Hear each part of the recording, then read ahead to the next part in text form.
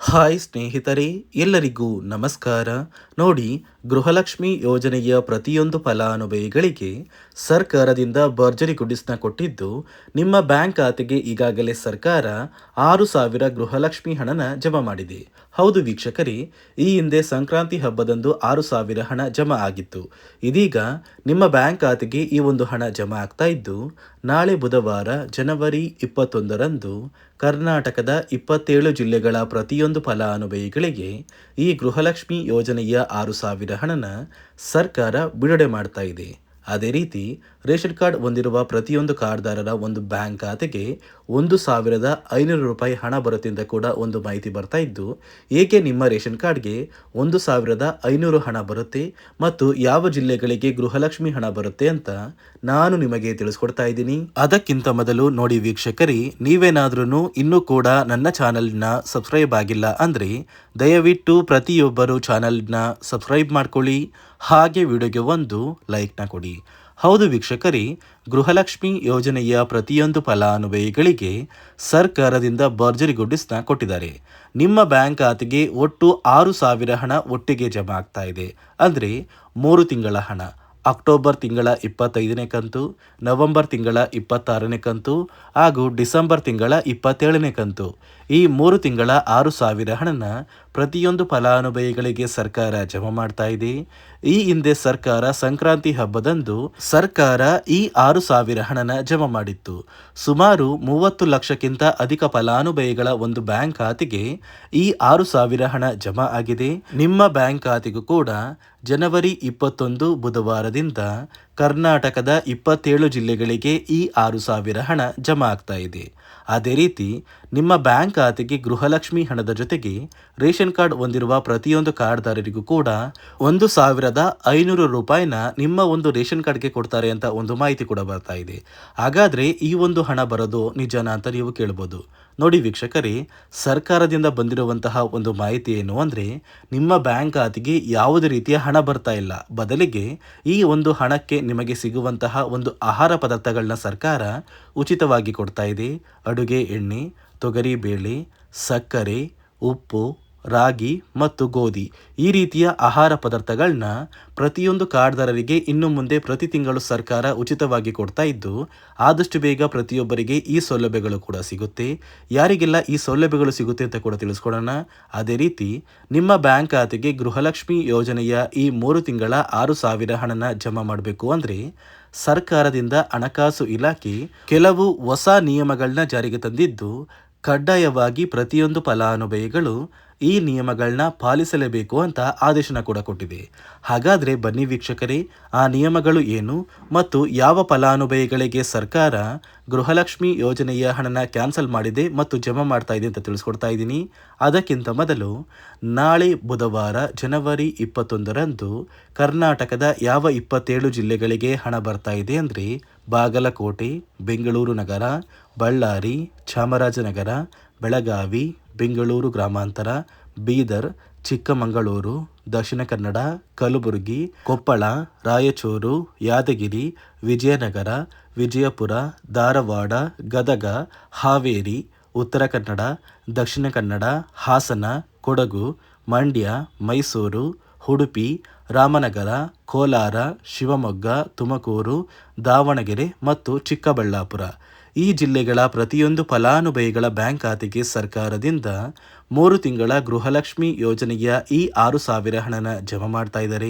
ನಿಮ್ಮ ಬ್ಯಾಂಕ್ ಖಾತೆಗೆ ಒಟ್ಟು ಯಾರೆಲ್ಲ 24 ಕಂತಿನ ಹಣನ ಪಡ್ಕೊಂಡಿದ್ದೀರಾ ಅಂತಹ ಪ್ರತಿಯೊಬ್ಬರಿಗೂ ಈ 6,000 ಹಣ ಬರ್ತಾ ಇದೆ.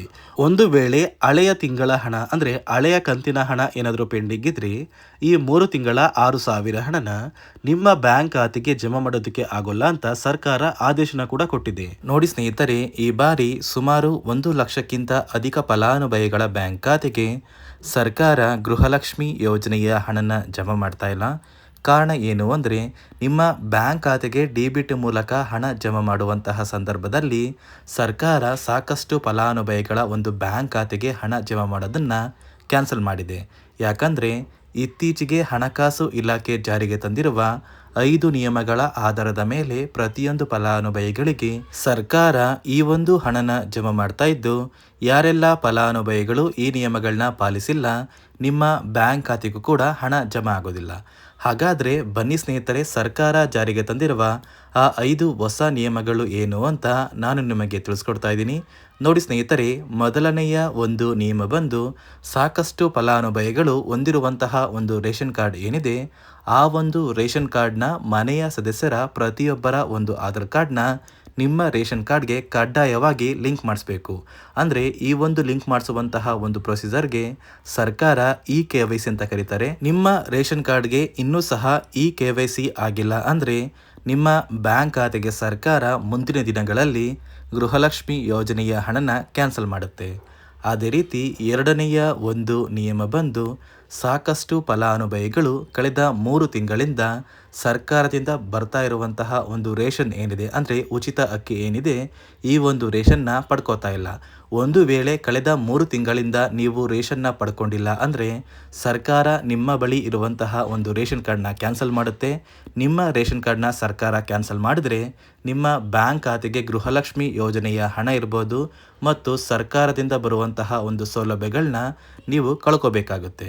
ಅದೇ ರೀತಿ ಮೂರನೆಯ ಒಂದು ನಿಯಮ ಬಂದು, ನೋಡಿ ಸ್ನೇಹಿತರೆ, ನಿಮ್ಮ ಬಳಿ ಇರುವಂತಹ ಒಂದು ಆಧಾರ್ ಕಾರ್ಡ್ ಏನಿದೆ, ಆ ಒಂದು ಆಧಾರ್ ಕಾರ್ಡ್ನ ಕಳೆದ 15 ವರ್ಷಗಳಲ್ಲಿ ನೀವು ಯಾವುದೇ ರೀತಿಯ ಒಂದು ತಿದ್ದುಪಡಿನ ಮಾಡಿಸಿಲ್ಲ ಅಂದರೆ ನಿಮ್ಮ ಬ್ಯಾಂಕ್ ಖಾತೆಗೆ ಸರ್ಕಾರ ಗೃಹಲಕ್ಷ್ಮಿ ಯೋಜನೆಯ ಹಣನ ಕ್ಯಾನ್ಸಲ್ ಮಾಡುತ್ತೆ. ಯಾಕಂದರೆ ಸರ್ಕಾರದಿಂದ ಬಂದಿರುವಂತಹ ಒಂದು ಆದೇಶದ ಪ್ರಕಾರ ಪ್ರತಿಯೊಂದು ಫಲಾನುಭವಿಗಳು ಕಳೆದ 15 ವರ್ಷಗಳಲ್ಲಿ ಯಾವುದೇ ರೀತಿಯ ಒಂದು ತಿದ್ದುಪಡಿನ ನಿಮ್ಮ ಆಧಾರ್ ಕಾರ್ಡ್ಗೆ ನೀವು ಮಾಡಿಸಿಲ್ಲ ಅಂದರೆ ಕಡ್ಡಾಯವಾಗಿ ಆದಷ್ಟು ಬೇಗ ನಿಮ್ಮ ಆಧಾರ್ ಕಾರ್ಡ್ಗೆ ತಿದ್ದುಪಡಿನ ಮಾಡಿಸಿ. ಅದೇ ರೀತಿ ನಾಲ್ಕನೆಯ ಒಂದು ನಿಯಮ ಬಂದು, ನಿಮ್ಮ ಕುಟುಂಬದ ಒಂದು ವಾರ್ಷಿಕ ಆದಾಯ 7 ಲಕ್ಷಕ್ಕಿಂತ ಕಡಿಮೆ ಇರಬೇಕು. ಒಂದು ವೇಳೆ ನಿಮ್ಮ ಕುಟುಂಬದ ವಾರ್ಷಿಕ ಆದಾಯ 7 ಲಕ್ಷಕ್ಕಿಂತ ಜಾಸ್ತಿ ಇದ್ದರೆ ನಿಮ್ಮ ಬ್ಯಾಂಕ್ ಖಾತೆಗೆ ಸರ್ಕಾರ ಗೃಹಲಕ್ಷ್ಮಿ ಯೋಜನೆಯ ಹಣನ ಕ್ಯಾನ್ಸಲ್ ಮಾಡುತ್ತೆ. ಅದೇ ರೀತಿ ಐದನೆಯ ಒಂದು ನಿಯಮ ಬಂದು, ನಿಮ್ಮ ಕುಟುಂಬದ ಸದಸ್ಯರು ಅಥವಾ ಗೃಹಲಕ್ಷ್ಮಿ ಯೋಜನೆಯ ಫಲಾನುಭವಿಗಳು ಯಾರು ಕೂಡ ಸರ್ಕಾರಿ ನೌಕರರಾಗಿ ಕಾರ್ಯನಿರ್ವಹಿಸ್ತಾ ಇರಬಾರ್ದು. ಒಂದು ವೇಳೆ ನಿಮ್ಮ ಕುಟುಂಬದಲ್ಲಿ ಯಾರೇ ಆಗಿದ್ರೂ ಸರ್ಕಾರಿ ನೌಕರರಾಗಿ ಕಾರ್ಯನಿರ್ವಹಿಸ್ತಾ ಇದ್ದರೆ ನಿಮ್ಮ ಬ್ಯಾಂಕ್ ಖಾತೆಗೆ ಗೃಹಲಕ್ಷ್ಮಿ ಯೋಜನೆಯ ಹಣ ಕ್ಯಾನ್ಸಲ್ ಆಗುತ್ತೆ. ಈ 5 ನಿಯಮಗಳ ಆಧಾರದ ಮೇಲೆ ಪ್ರತಿಯೊಂದು ಫಲಾನುಭವಿಗಳಿಗೆ ಸರ್ಕಾರ ಹಣ ಜಮಾ ಮಾಡ್ತಾ ಇದೆ.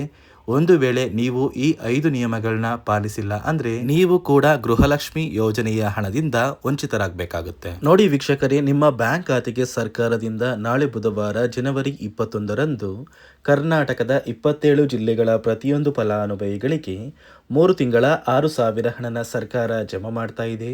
ಇದರ ಜೊತೆಗೆ ಪ್ರತಿಯೊಂದು ರೇಷನ್ ಕಾರ್ಡ್ಗೆ ಹಣ ಬರ್ತಾ ಇಲ್ಲ, ಬದಲಿಗೆ ಇಂದಿರಾ ಕಿಟ್ನ ಕೊಡ್ತಾ ಇದೆ. ಅಂದರೆ 5 ರೀತಿಯ ಆಹಾರ ಪದಾರ್ಥಗಳು ಇರುವಂತಹ ಒಂದು ಇಂದಿರಾ ಕಿಟ್ನ ಪ್ರತಿ ತಿಂಗಳು ಸರ್ಕಾರ ಉಚಿತವಾಗಿ ಪ್ರತಿ ಫಲಾನುಭವಿಗಳಿಗೆ ಕೊಡ್ತಾ ಇದ್ದು, ಆದಷ್ಟು ಬೇಗ ಪ್ರತಿಯೊಬ್ಬರು ಈ ಸೌಲಭ್ಯಗಳನ್ನೆಲ್ಲ ಪಡ್ಕೋತೀರಾ ಅಂತ ಹೇಳ್ತಾ, ಇದಿಷ್ಟು ಸರ್ಕಾರದಿಂದ ಬಂದಿರುವಂತಹ ಒಂದು ಮಾಹಿತಿಯಾಗಿದೆ. ನಾನು ಕೊಟ್ಟಿರುವಂತಹ ಮಾಹಿತಿ ನಿಮಗೆ ಇಷ್ಟ ಆಗಿದ್ದಲ್ಲಿ ದಯವಿಟ್ಟು ಪ್ರತಿಯೊಬ್ಬರು ನನ್ನ ಚಾನಲ್ನ ಸಬ್ಸ್ಕ್ರೈಬ್ ಮಾಡ್ಕೊಳ್ಳಿ, ಹಾಗೆ ವಿಡಿಯೋಗೆ ಒಂದು ಲೈಕ್ನ ಕೊಡಿ.